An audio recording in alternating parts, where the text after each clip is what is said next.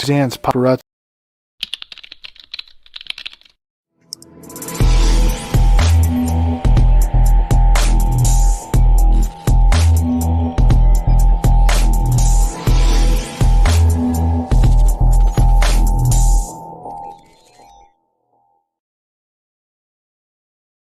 Suzanne's Paparazzi Jewelry, 24/7 shopping available.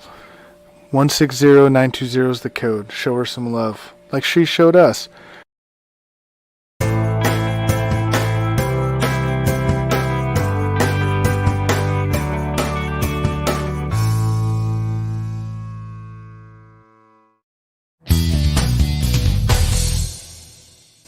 K&A Custom Crafts on Facebook.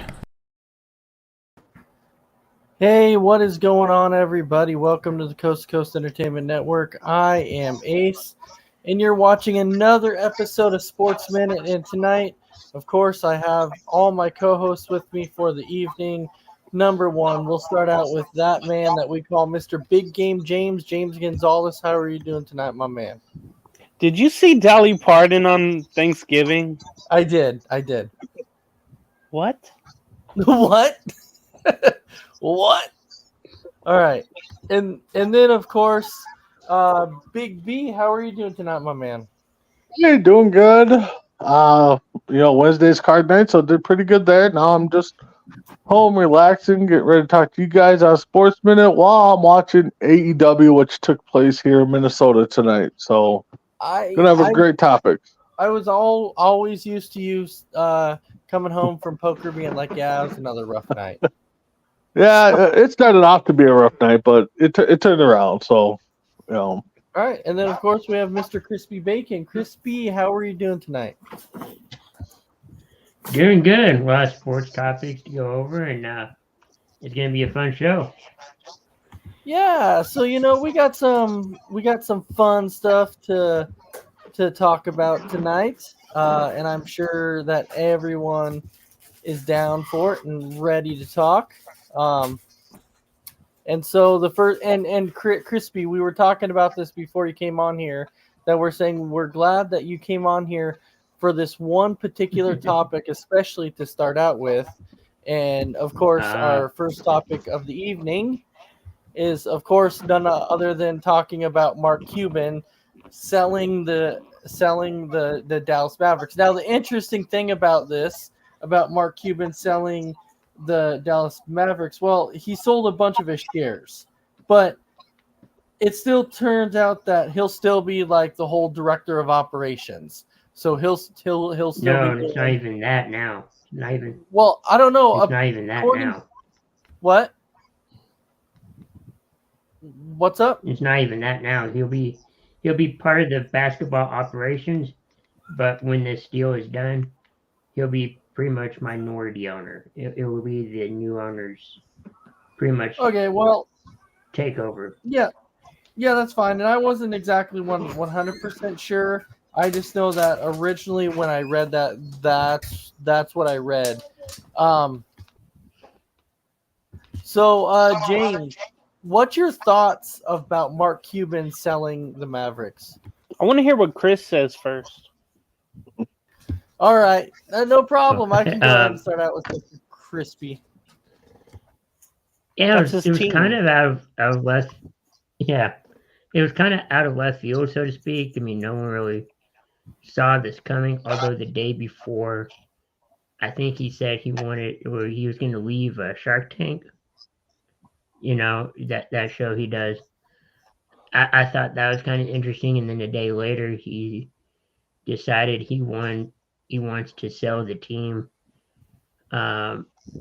There's word of a new stadium that they want to have, where it has like a, I guess, kind of like Las Vegas, but like a casino vibe to it. Even though sports gambling in general per se is not legal here, but it's going to be interesting what happens. He's still going to run basketball operations, but won't be really involved with the team once this goes through. Yeah, say I was a little surprised because I don't really remember seeing anything about it to where originally, it said he was trying to sell it. Like all of a sudden it just sprang up that said, "Oh, he's selling a huge share of the Mavericks," and I'm like, "Really? Like, where'd it come from?" Because all of a sudden it just kind of happened. So Crispy, I don't know if you saw anything about it before, but this to me was just shocking because it just kind of sprung up. It, it is, and he's kind of like one of those entrepreneurs where he'll start something to where it's successful, and then just says, you know what, I'm going to hand it over to somebody else and start something else. So maybe he's doing something completely different. I'm not sure, but he has a lot of things, a lot of projects going on. Well, I know because of the Shark Tank show that he does. I Mm-hmm. got a ton of businesses, so maybe he's just there to focus on that. All right, so this time I'll go to James. James, your thoughts on Mark Cuban? Well, I read that this will be his final year of being on Shark Tank, and then he has no plans to run for the presidency of the United States of America in 2024. That would be interesting, though. Yeah, I guess we'll know sometime this week when he'll make a statement about why he made this stunning decision. That's what I'm kind of waiting for. I'm hoping that I'm reading here about could they move the team to Vegas, and I hope not. I think Dallas, deserves to keep the Mavericks. Hopefully, it doesn't turn into a Seattle OKC thing where the owners just get out of there because of the arena situation. But Dallas is a big enough town where you can make things happen. Jerry World is there, the new Ranger ballpark is there, so I don't think it'd be a problem at all.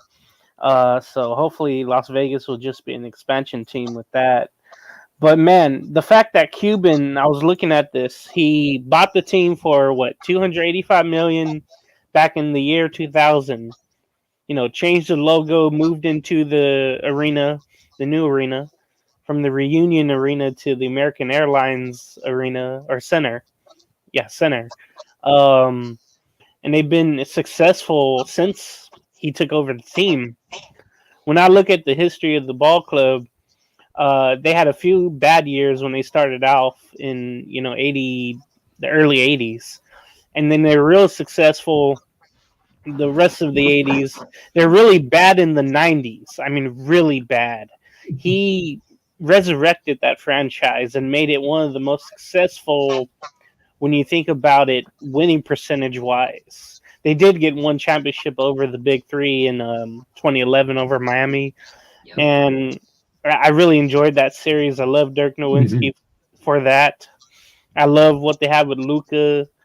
As long as they keep him around, I think the franchise will be successful. And for Mark Cuban, it's awesome because, like I said, he bought the team in 2000 for 285 million, and he sold it for 3.5 billion.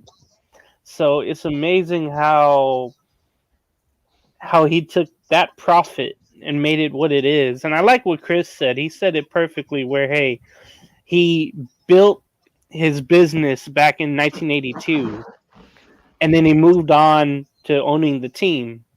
And now he made this historically crazy deal where he still gets to run the team, but he sold his majority stake of shares of the team. That's a deal you really haven't seen before. It's almost like an emeritus deal. It's really cool to see. It's something you don't see in the major sports leagues, unless it's just someone who's old enough where they can't really, like Al Davis, kind of where he just ran the team but ran it toward the ground. And hopefully that doesn't happen. Kind of like Jerry Jones in this sense, but at least. And what's great too, it's going to be a woman that will own, part of the Maverick. And I learned how rich she is. It's crazy to think. So, I'm happy for Mark Cuban because he always knows the next step. Like, he realized how successful his business was going to be, and then he realized how he can make the Mavericks successful, and sold that away. And now whatever he wants to do after this, like Chris said, I can't wait to see what he does. I know the MLB wants no part of him. The NFL might, but I just want to see what he wants to do with all that money he's going to get. Yeah, my thinking on it is that maybe he got that deal in place to where he's like, hey, I can still continue to run as the operations for the Mavericks, because the people who are buying it right now don't really know about how to run a basketball team yet. So maybe they're like, hey, you do it until we figure out the process and how things are done. That could be a possibility. I'm not saying. Yeah. No, that's never happened before. Yeah, exactly. And so it might be, hey, can you show us how things are done? And this might be a way of doing it. So, Big B, what's your thoughts on Mark Cuban selling the Mavericks? Oh, it's kind of a shocker because, I mean, he's built it up. He's, making profit. He's making the money. Like Chris said, though, I mean, it sounds like he's a smart guy to kind of know when the time is right to sell. I mean, might be a good guy to take some stock advice from. But, so I'm kind of interested to see, what goes on down the road. Because, like James even alluded to, now we're going to start seeing reports that we're going to move them to Vegas, that we're going to do an expansion team, because They're not moving. Yeah. Well, you never know, Chris. I mean, never thought the North Stars were moving. Look where they ended up. So, but and we know Texas. I mean, the state of Texas is a big football state, and so it's kind of hard to compete with that aspect of it. I mean, Dallas does have their fans, so I'm not saying I don't think the fan base is hurting. So I mean, I don't see them moving, but you'll start getting the rumors. Yeah, it'll be interesting to see how long this partnership goes with Cuban running the team, and the owners. They might just be the money now behind it, and just give Cuban the rights to run it, and just tell him what kind of checks to write. So, I mean, we'll see what happens. Kind of like up here in Minnesota when Alex Rodriguez, his group bought part ownership. It takes them a few years to pay it back, get in the groove of things, and I think they actually officially take over in 2024 season, I think. So, yeah, overall I think it'll be interesting to see what happens. Kind of a shocker because when you brought it up, I'm just like, what? I didn't see this. So Yeah, it was a kind of a shocker to me. It broke yesterday before the game, and like their game yesterday, and everybody's like, "Whoa!" Okay. Yeah, because it just came out of left field. So Yeah. it is kind of, yeah. So It's a well-kept secret with the internet and stuff. I mean, you able to pull that off. it is, and so it's great. But I'm really interested to see how well this goes, because sometimes we know a sale of a team does not always end up well. As in, like when they're a good team, sometimes they slowly nosedive. So Yeah. I'm hoping that doesn't turn out to be the case with the Mavericks. But all right, going on to our next topic of the night. Whether or not you feel like this was a surprising move or not, we're going to go on to Frank Reich, and we're going to talk about him being fired by the Carolina Panthers in his first season as a head coach for the Panthers, lasting 11 weeks. I understand they're 1-10. I completely get it, but it kind of does surprise me in a way. And the article that I read was that people were actually blaming this on the owner Tepin, basically saying that they set Frank up to fail.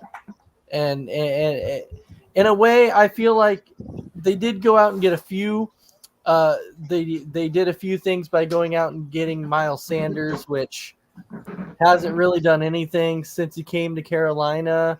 Got Adam Thielen, which at the beginning of the season, Adam Thielen was going off.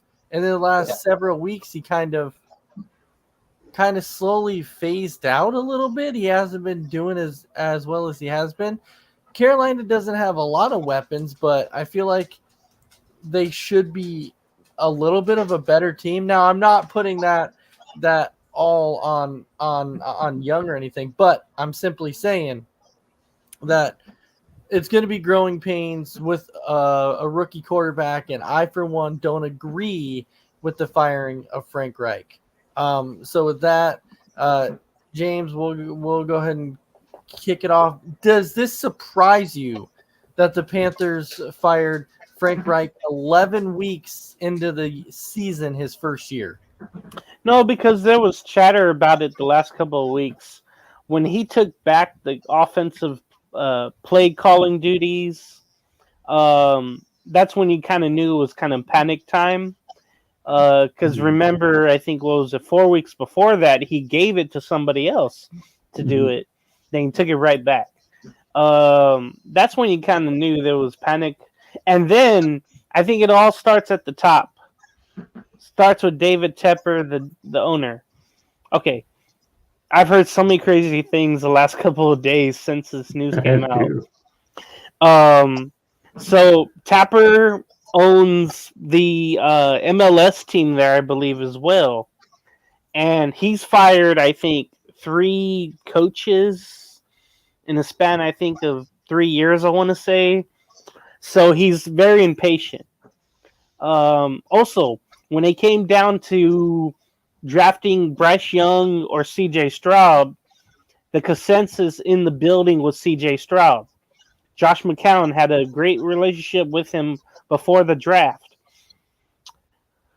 It came down to only what Tapper wanted, and he wanted Bryce Young, so that's why they went with that with Bryce Young. And you see what Stroud is doing in Houston now. It feels like, well, man, what if Tapper did not interfere with the day-to-day operations? Then you probably would have had CJ Stroud doing the same thing he's doing. And look, Carolina made some great moves. They got Adam Thielen. They got Miles Sanders. They kind of figured out, hey, we can apply some veterans around the young quarterback. But it seems like anything Tapper has done has really gone wrong. And so hiring this coach, Frank Reich, was one of the first wrong moves.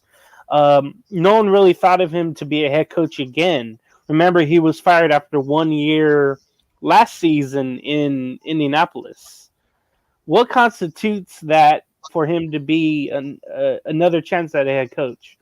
It's just crazy to me. So it all starts at the top. And by the way, they're going to be paying Frank Reich the next 3 seasons. So David Tapper's he's so impatient, but he's costing the team money, himself money, but he doesn't care. He's that rich. He's very, money smart, but he's not football smart. So it all starts at the top. And then with Frank Reich, he just didn't seem to be the guy right away. You could tell there was no cohesiveness in the offense. And he's a great quarterback coach. All the years he spent with the Chargers as a coach, and then being Jim Kelly's backup in Buffalo during the 90s. I mean, he learned from great people. So he has a great quarterback coach mind, but not to be a head coach. So this was going to be bad from the start, and you saw what happened. And yeah, just all the rumors you've heard the last couple of days translated into why we heard, he might be gone. He might not even last the season because all the fans wanted him out. I was on, Panthers Twitter or X, and I was reading all the fire right posts. All the insiders were, calling for him to maybe be gone because of how things looked. So I expected this, honestly. I really did in Charlotte. So the thing is, too, they don't have their first pick next year. They traded that up to get Bryce Young.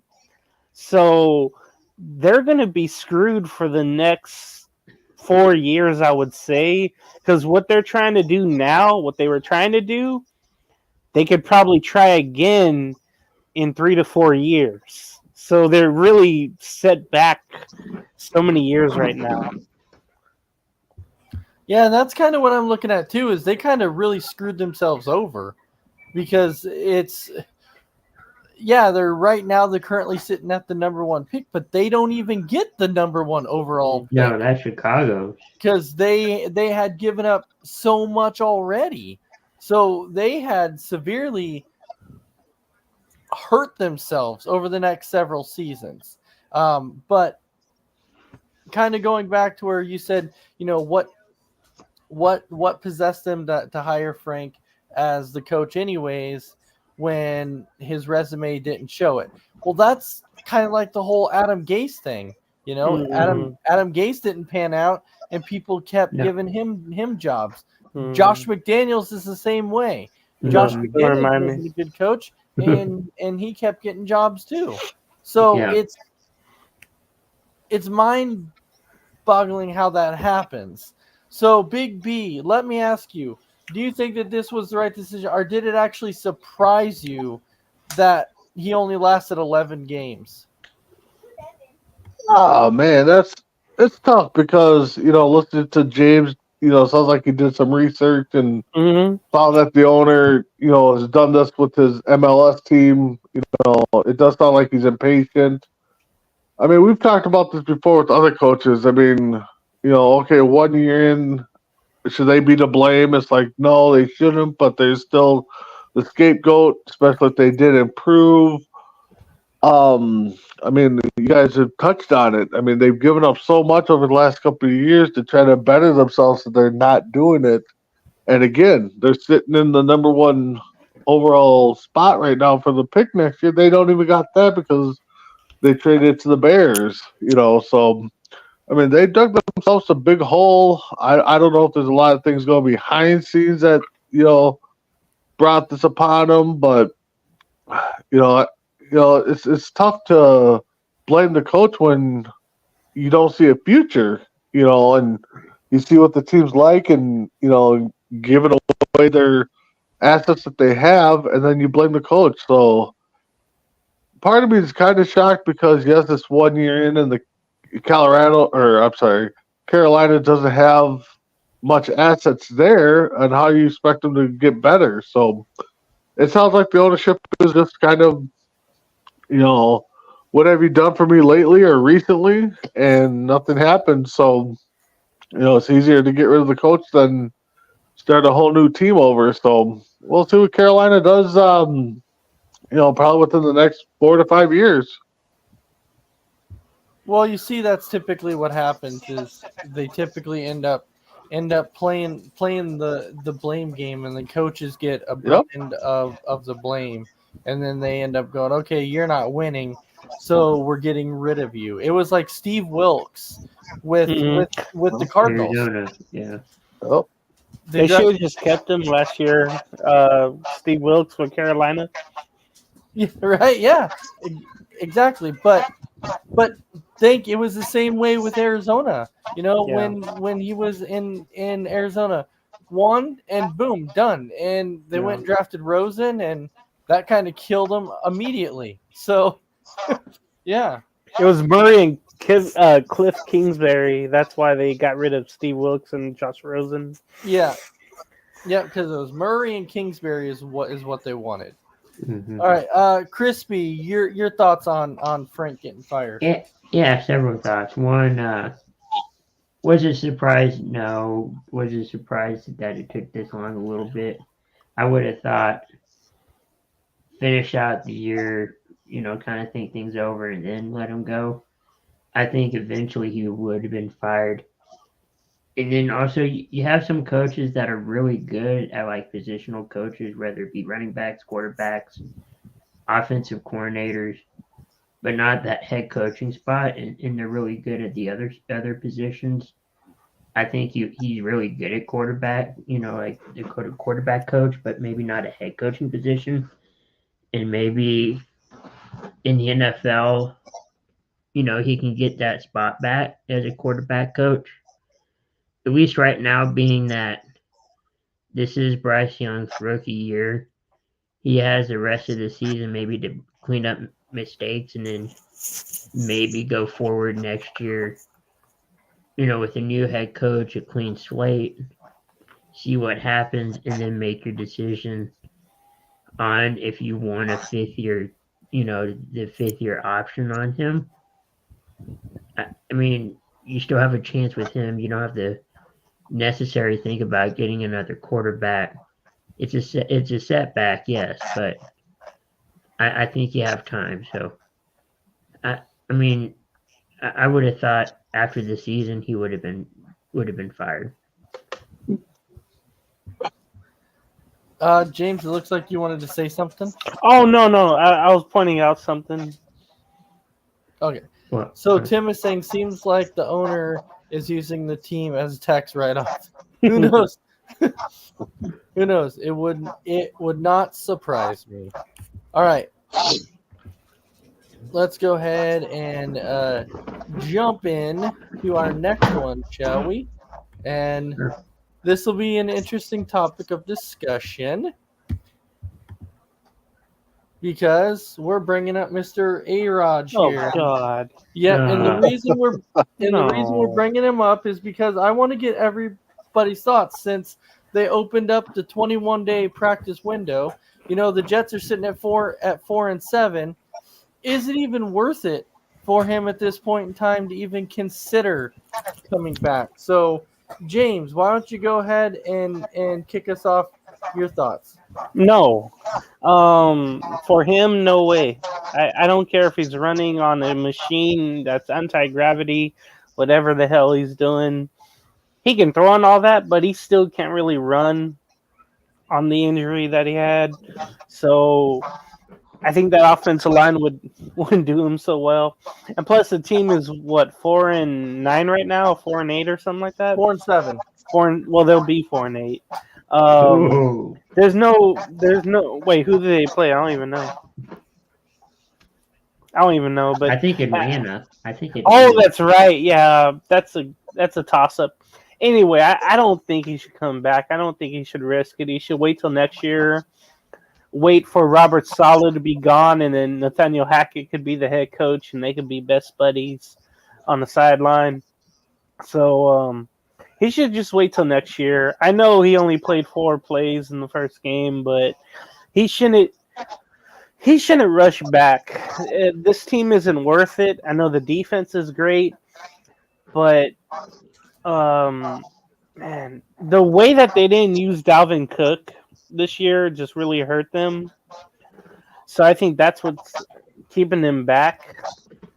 And I really hate the way that team is being ran offensively. I had to believe that it would have been better with Rodgers playing, but he shouldn't risk it this year and come back. I mean, he could really do severe damage to his leg if he rushed back. And I just think there's too many teams ahead of the Jets right now. You look at Houston, you look at Cleveland, Indy, even throwing Cincinnati until Burrow, until they really miss Burrow. Pittsburgh is right there.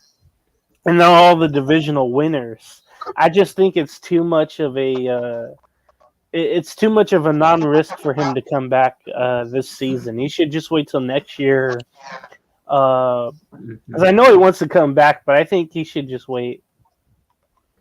Yeah, because basically he came out and said he wanted to come back regardless if they were in the playoff hunt or not. He said it didn't matter. He wants to come back. He wants to go out there and get some reps. He wants to build some rapport with the receivers again, which, you know what? I could technically see it for that reason. I could see it, but you don't want to rush back and injure yourself more. That is the main concern. So Big B, what is your thoughts? Do you think that maybe he should just chill out a little bit and just call it a season and come back fresh next year? Well, yes, I think that would be the smart move. But I also got to recall, I think there's some playing time. Depending on what the playing time is for Rodgers, will determine what pick the Packers get this year.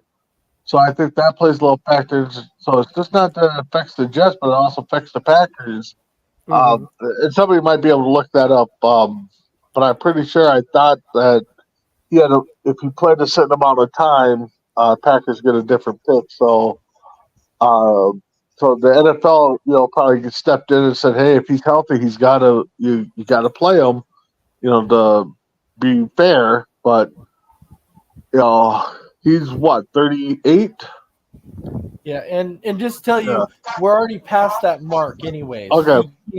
That Yeah, so I thought it was something like that, but yeah, we're already past it. I think if he was smart, I think just play it by ear. Don't rush it back. Especially if you want to play next year, I think just take your time back. Maybe be a healthy scratch a couple games, or maybe go out there and just split time.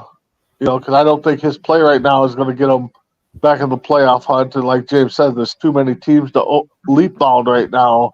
So if you want to stay fresh, then just split time at quarterback, with whoever they want to start. So, but I do believe that him to help his franchise out, I think would be best just to sit out the rest of the year and just take it easy. Well, had the Jets are not really completely the Jets, but had Robert Saleh been smarter and decided to go with somebody other than Zach Wilson, they might have been in a better position right now. Possibly, yeah. But he saw that there's not any other good quarterbacks on the market, to pick up even during the trade deadline, and that he had no choice basically to play with. He should have called Minnesota after the 0-3 start. He should have called Minnesota. But there were better options out there. Right, but to him, there wasn't. There was backup quarterbacks out there that they could have went for. Heck, they could reach out to the Saints and try to trade for Winston. I agree, but he thought there wasn't. They could have went for Dobbs. I mean, right. They could have. Heck, at this point in time, I would have taken Carson Wentz over Zach Wilson. Right, but in his view, he didn't see that. He thought, well, I mean, just play what we got. But that's my point, though. That's my point that I'm trying to make. That Saleh put them in this position by thinking that Wilson was the answer when clearly he was not, and there was other options out there. Well, especially if you're going with Boyle now. But I think too, Trevor Siemian. Thing is too is if you went out and got a better quarterback that you thought was better than Winston or Wilson, and you did good. Now you're sitting in the fact that now you got a quarterback that took you to the playoffs. You got Aaron Rodgers coming back. What do you do? So I mean, I guess I see why the owner probably didn't want to, get a good quarterback, but yet I see why the fans are upset. Because I mean, heck. You could have offered a lot to Minnesota after week 4 and got Kirk Cousins, a healthy Kirk Cousins, because the Vikings didn't look like they were going anywhere. So, but, you don't want to pay 2 solid quarterbacks and end up having a quarterback controversy next year because quarterback A is coming off an injury. You traded for quarterback B and he took you to the playoffs. So, what do you do? So, guys, I got the thing the Packers would have received. It would have been a 2024 conditional second round pick. Yeah. It would become a first if Rodgers played 65% of the snaps. So they will have a conditional second pick, but it would have been a first. but Yeah, and I don't think yeah, it's going to happen. no, it won't, because and that's what I was trying to say. That time has already passed, because to Yeah. basically look play that up. 65% of the snaps, it has to be basically a little bit over half the season, and Yeah, We're past that it's now. already, and half the season is pretty much over Well, already. Aaron Rodgers screwed the Packers again. Ah, Right? Well, If it's that's not the whole thing is, I mean, he only played 4 plays that first game, so I mean, I know. it was going to take a miracle for the Packers to get that first pick. but whoever's yeah. the play caller, I'd be like, move over. I'm calling plays. Guys, Robert Saleh should get fired after this year. Exactly. He Exactly. won't. He should, because if Salah made wise decisions, the Jets wouldn't have been in this situation in the first place. Maybe I their think, GM too. I think Rogers will have a lot to say, and he'll probably let him, let Salah stay. I think that's going to be the ultimate decision. Is what? Oh no, Rodgers wants his guy there. Rodgers wants Nathaniel Hackett. yeah. Yeah, but He he's wants the Hackett there. offensive. Yeah, and he'll have him too. But I'm saying he'll probably want to keep as many of the coaches there as possible, starting with Hackett. Just never make Mhm. Hackett a head coach. That is true. Hackett is a terrible head coach. So never make Hackett a head coach ever again. All right. Moving on to our next one. So this next one is it's interesting. I had to do this for the fun of it. Because I thought that this was an interesting, This can't be a good. very interesting topic that people were talking about, and they were Dolly saying Parton. it's the sports ranked by difficulty, and Oh, God. and the top 5 that they had was they had boxing 1, ice hockey 2, football 3, basketball 4, and wrestling 5. Where's Is- NASCAR? Where's 32. NASCAR? 32. Where is NASCAR? Yeah, 32. Auto race is 32. Yeah. Yeah, Go but that straight could and be you turn Formula left. One. That could be NASCAR. That could be the Truck Series. Ooh, look at billiards. Right. Yeah. Exactly. If you look at that, billiards is down at 59, and then fishing is 60. Well, I see 58 because that could be in the environment. What, Yeah. golf? No, it says shooting. Shooting. Golf is actually 51. But I will tell you, Golf should be higher. I don't know how golf can be sitting at 51, because that sport is difficult, man. That should be top 10. Yes, exactly.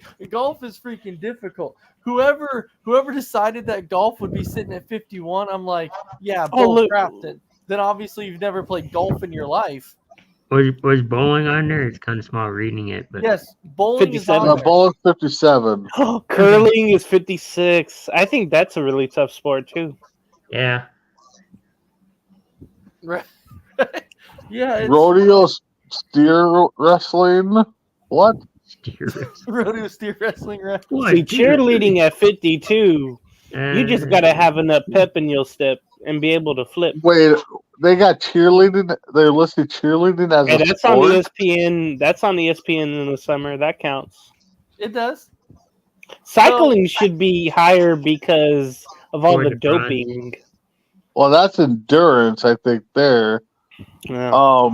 Shrinkage. Where's cornhole? I mean, that's on ESPN. How about the spelling? how about the spelling bee? Where's that? Spelling That's bee always should on be higher. ESPN. Should be on No, this. supercalifragilisticexpialidocious. I lost you at super. So what's funny is they have tennis at 7. Where's pickleball? I'm just kidding. Pickleball? Pickleball. I guess I could go in tennis. I don't know. No, that's actually, that is an interesting one. But I did want to get everybody's thoughts. on their Table top. tennis is on there. Are you kidding me? Yeah, but yeah. So wow. Go ahead, Ace. I'm sorry. yeah, no, I was curious what everybody's thought was on their top 5 as far as boxing, ice hockey, football, basketball, and wrestling. Would you remove any of those and put a different one in the top 5? So Crispy, do you agree that those are like the hardest? Those 5 ones are like the hardest ones, or would you take one or a few of them out and add some other ones in? I kind of agree with it, but I would reorder it. I think I would put like, I guess I'll put boxing at 5. Put like football, hockey 1 or 2, or 2 to 1, whichever you want to put that in. And then what was the other ones? You got football. Oh, you'd put wrestling at 3 maybe. No, I'm guessing they're talking Olympic wrestling. They're not talking Correct. WWE Right. wrestling. Correct. Yes, they're talking Olympic. So, Yeah, I'll James, probably put that in my order. would you agree with this 5, or would you take a few out and put some other ones in?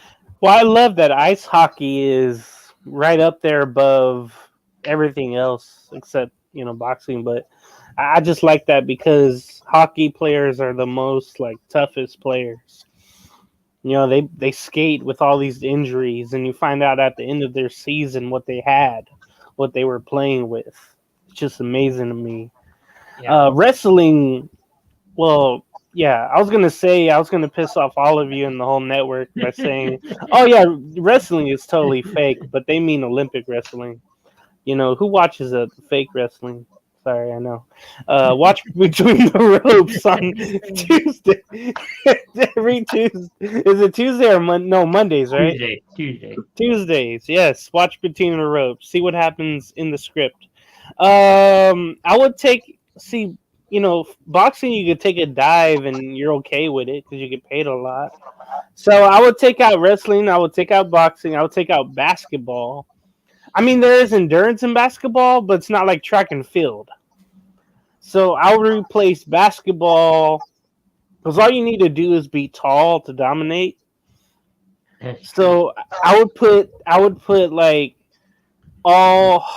shoot. Skiing is tough too. Skiing is Gymnastics is amazing. Track and field, any of the track and field ones, you really have to be someone. Shoot. Well, swimming, because if you don't have the lungs for it, you're gonna drown. That's definitely endurance strength. Yeah. So, what I would do? I'd put hockey first. I'd probably put football second, and have martial arts, and then just put in all the track and field sports right after that. And then you have all the skating sports. And then that rugby is right there with football. Volleyball and softball and baseball are kind of like the same to me. So I'd put them below that. But that's what I would do. I mean, is there anyone you would get rid of on this? I think Big B wanted to get rid of cheerleading or fishing, I would imagine. That or table tennis. Yeah, he said table tennis. Yeah. Right. If there was anyone to get rid of on these, maybe canoe or kayak. But you have to be strong, Yeah, that does take big, something. Big boats, right? It's not like The long ones, yeah. Yeah. Where you have 4 or 5 people and they're just doing, You have the idiot in the front just giving out orders. Yeah. I hate that. Bro. Bro. Shut up. Bro. row. What do you think I'm doing? So, Big B, the top 5 that they currently have, would you agree with this top 5, or would you take some out? Oh no, I agree with that top 5. Because being a sports person, I mean, we always heard you interview. Hardest thing to do in sports is hit a 80, 90 mile an hour fastball because you only got like a split second. So to me, that's number one. Number two, I'll go with James. I mean, hockey definitely. I've had friends and family play hockey, and all they do is skate around 90% of the time for a while, and and even the games, is mentally. Then football, number three, definitely practices and the two-a-days and, just the grind of that game at number three. I'm with James on like the swimming, the distance. I mean, because that's endurance. You got to practice that forever. So I put that there. Same with the long distance running, even speed skating. You might think it's pretty simple, but you see those. From what I've heard, I should say, it takes a lot of time. And then golf, you got to go up there. So I'm at probably 6 right now. Yeah, if I take something out, I mean, cheerleading's got to go. I mean, granted, I know it's on ESPN, but if you're going to put that on there, then you got to put the spelling bee up there on this list because that's on ESPN. But Hey, they have would I add anything? Would I add anything to it? I mean, if I take cheerleading out, then you got to put cornhole in there. I guess would be the next upcoming sport or pickleball. But yeah, I mean, boxing is tough. Don't get me wrong, and I know some people are like, "Oh, that's real fighting." Yes, it is, but like James says, you take an L, you're still getting paid pretty good. So, but they're talking about difficulties, and from growing up, all I hear is how hard it is to hit a 90-mile-an-hour fastball with less than a second to do it. So to me, baseball is by far the number one hardest sport, and then I would go with hockey for sure behind that. All right, so I'm glad that at least you guys are kind of in agreement that golf should be way higher on this list. Oh, golf's a pain in the butt. It is, and that's Dragon Viper. Yeah, and so that's why I said like the people who made this list, I feel like have never played golf in their life, have looked at the sport and said, "Oh, look, it's simple. You hit a ball off of a tee, and it's like it's not that easy." Well, the thing I bet you the criteria was that the fact that the ball is not moving. So as long as you hit good shots, the game is pretty easy. But that's what I'm thinking is that they have it ranked so low because of the fact that the ball's not moving. All you have to do is swing the club and hit it. Yeah, exactly. So that's why they probably have it ranked lower. But yeah, if you go out and play, it's a pain. And there's like, I'm not good at math really, but there's like advanced math, and you have to figure out angles and wind and all this stuff to figure out where your golf ball is going, and it's very difficult.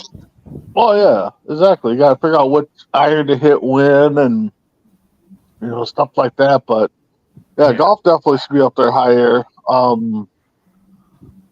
I mean, there's a lot that could go ahead of some other ones. I mean, like James said, gymnastics is pretty tough. Soccer at number 10, I think that's too high for that. That's a lot of running, though. It is a lot of running, but I don't think difficulty is. I mean, it's definitely not a sport for bigger guys, but auto racing, again, that's, probably a little bit too high for that. I'm trying to see because it is kind of, but I'll tell you that. I mean, they got a good variety of sports, but yeah, to have the top 5 up there again, I'd like to hear what the criteria was to put those 5 up there. Yeah, I would agree with that because if I was going to change the top 5, I would probably, and I'm not saying that basketball's easy, but I would take it out of the top 5. Now I would.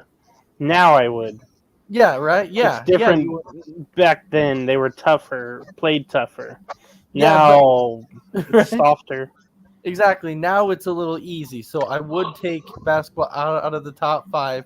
I would keep it in the top 10, but I would take it out of the top 5, and I would take golf, and I would move golf into the top 5.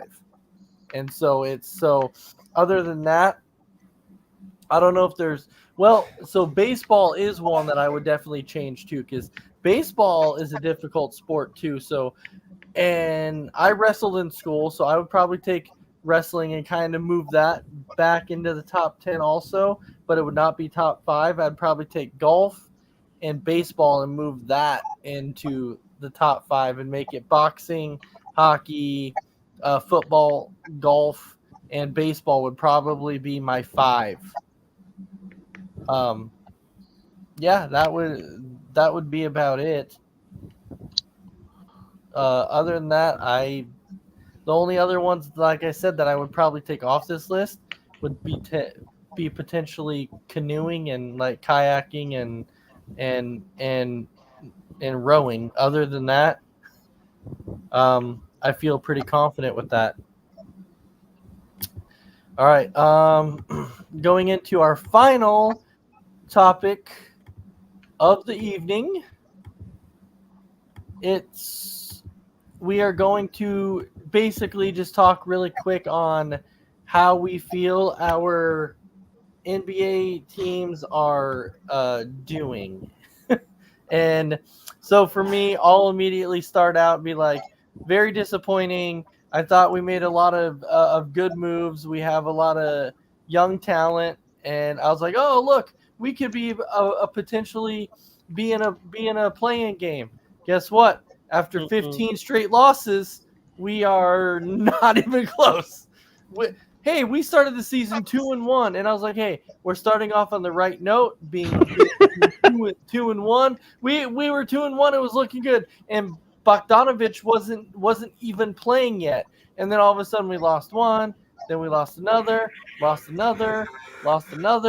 and next thing you know, 15 straight losses, and now we're sitting at 2-16.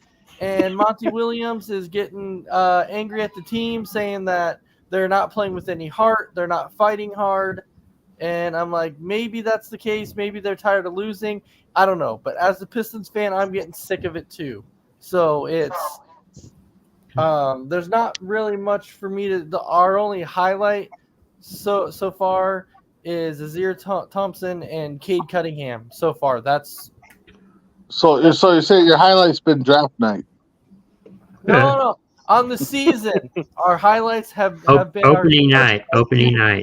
Have been our two young studs, which is Cunningham and Thompson. Once Bogdanovich comes back, I was hoping it would make a difference, but guess what? He'll probably be traded at the deadline now because we're not doing crap. So I'm getting sick of Troy Weaver going, it's okay, guys. Hang in there. It's going to be fixed soon. I've been hearing this same crap for like the last 10 years. I'm getting sick of it. So trust the process? Nah, I pass. I pass. All right, Big B, I know you had a little bit to say before we came on. Your Timberwolves, how are they doing? I think they're got the second best record in the conference. I think they're sitting at number 1 right now. Oh, okay. So they're looking good. They're healthy. I know there's a little concern after the last game. Ant, I guess, had a thunderous dunk and came up and bruised his hip or something on that.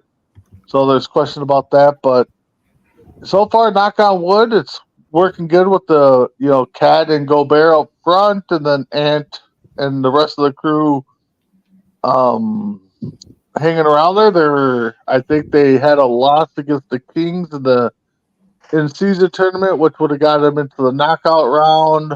But right now, yeah, they're looking good. They're looking to be in the driver's seat.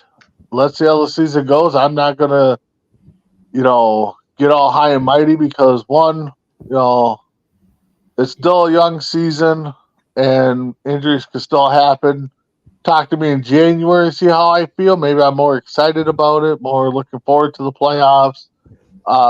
maybe after trade deadline, maybe they make some moves to bolster that team some.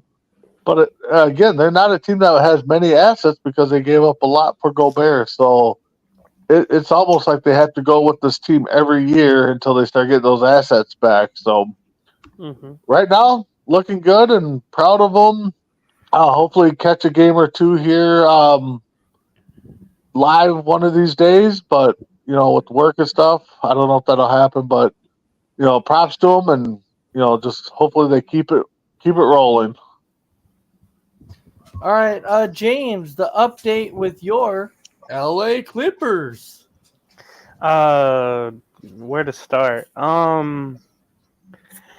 Yeah, they trade for James Harden. He made his debut after the after the fifth game of the season. They were 3-2, and it's really been shaky. The Clippers have been really shaky. They actually lost 6 in a row at the start of November, and they've been kind of back and forth ever since. They have an 8-9 record right now to the Clippers. Kawhi Leonard, Paul George, they're getting theirs. James Harden is trying to fit in, but I just saw the game tonight. They won over Sacramento because Sacramento they played a hard-fought game over the Warriors last night, so they were kind of winded. They had back-to-back nights. The Clippers were fresher. So I don't really care or, worry about this game or whatever if you're Sacramento. But I think Harden's having a hard time fitting in. It's a very ISO team. It's very just, one guy, one shot. I think the Clippers have the least amount of assists. They have the least amount passing in the league. Like somebody actually, somebody I guess has no life, but they count how many passes happen each game for a team, and the Clippers have the least of those because everybody's just trying to get their own shot. And the ball hogs. Yeah, and what I didn't like last week, but I think a lot of people respected Russell Westbrook. Remember, he was starting. So they had a starting rotation of a starting lineup of Westbrook, Harden, Leonard, George, and Zubac, right? Someone had to go to the bench, and it wasn't going to be Zubac. It wasn't going to be Paul George. It wasn't going to be Kawhi Leonard. It was between Westbrook, who was there from last year, and Harden, who just got there. And Westbrook just unselfishly said, hey, I'll come off the bench. And it's worked so far, but it's really sad, though, that Westbrook had to do that. I think Harden, like I said, I think in the offseason, I knew a trade was imminent, that he was going to go to the Clippers, James Harden. But he should have been the one to come off the bench and just score. That would have been his only job. We know he doesn't play defense. We know he blames others for defensive assignments blown. That was his fault. But I think he would be better off the bench. I think it would just be better. Now, moving forward, they have 2 back-to-back games with the Warriors. One up in San Francisco, and then Saturday afternoon against the Warriors here in LA, or there in LA. And then they have the Nuggets. So it's already been a tough schedule.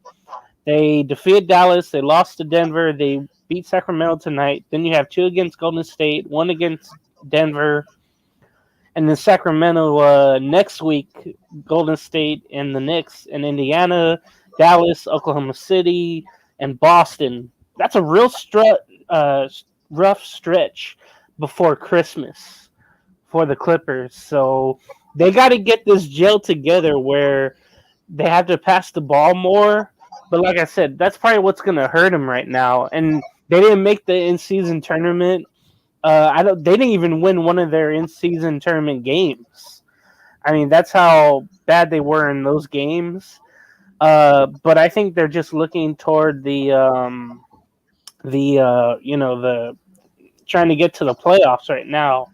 I was trying to see if they're on the outside looking in standings wise, But yeah, I think having all those young teams like Oklahoma City being good, and shout out to the Orlando Magic, by the way. They won their eighth straight game. I think the record is 9 back in 1995 when they had like Shaq and Penny Hardaway and all those guys. So shout out to Orlando Magic. Shout out to Minnesota. I love Anthony Edwards. He's a dog. Yeah, the Clippers are number 10 right now. They would go right now in the play-in tournament at the end of the regular season. So they just have to do a little better to get into the playoffs. All right, and then Crispy, we'll finish with you with your take on the Mavericks. Yeah, after the Mavericks, shocking ownership change, they're sitting in third place in the conference. Not too bad. They did miss out on the tournament, but I don't think that's a big disappointment. Yeah, a lot of those games, count on the record, but we're sitting in that third spot, so I don't think it really impacts it that much. It's early on in the season. Looks like Kyrie and Luka are kind of working on the same page, at least for now. That could change down the stretch. Yep. But right now everything seems to be doing okay, and it's a young season, so we'll just have to watch and see. All right, so thank you everybody for giving us your updates on your NBA team. We are now at that point in time now to where, well, it's been an hour, so we are officially at that moment to where it is done. So now we can give our final thoughts. So Big B, your final thoughts for the evening. Oh, my final thoughts. It's always great to talk with everybody. See the comments coming in. Thanks for those. It's always good to talk sports. As much as we get the comments in our chat that somebody's shockingly surprised that a team is 0-0 on their bye weeks for the last 20 years, but we know who that was, and I don't know why he thought that, but hey, whatever. So, but anyways, just keep checking out C2C all week long. We got great content. So, see y'all next time. All right, and then Big Game James. Did you know the Spurs also have a 12-game losing streak right now? So you're not alone, Ace. But they still have one more win. That is true. All right, and Crispy, any final thoughts? Yeah, thanks everyone for watching, tuning in, commenting. It was a good show today, and there's going to be a lot more sports to talk about next week, and it'll be fun to talk about. All right, so thanks everybody for watching, and we will see you all next week for another episode of Sports Minute. Have a good night.